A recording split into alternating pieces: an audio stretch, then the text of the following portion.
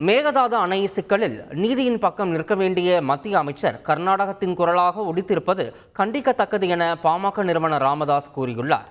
இது தொடர்பாக அவர் வெளியிட்டுள்ள அறிக்கையில், மேகதாது அணை குறித்து பேச்சுவார்த்தை நடத்த வேண்டும் என கர்நாடகத்திற்கு ஆதரவாக பேசியதன் மூலம் அமைச்சர் சோமண்ணா நடுநிலையையும் நம்பகத்தன்மையையும் இழந்து விட்டதாக விமர்சித்துள்ளார்.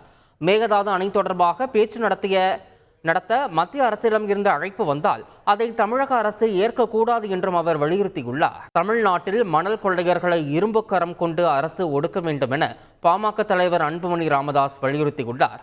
புதுக்கோட்டை மாவட்டம் இலுப்பூரில் மணல் கொள்ளையை தடுத்த கோட்டாட்சியர் மீது கொலை முயற்சி நடைபெற்றிருப்பதாக கூறியுள்ள அவர், மணல் கடத்தலை தடுக்க முயலும் அதிகாரிகளை கொல்ல முயற்சிகள் நடப்பதை தடுக்க தமிழக அரசு நடவடிக்கை எடுக்க வேண்டும் எனவும் மணல் மாஃபியாக்களை தடுக்க வேண்டும் என்றும் அவர் கேட்டுக்கொண்டுள்ளார்.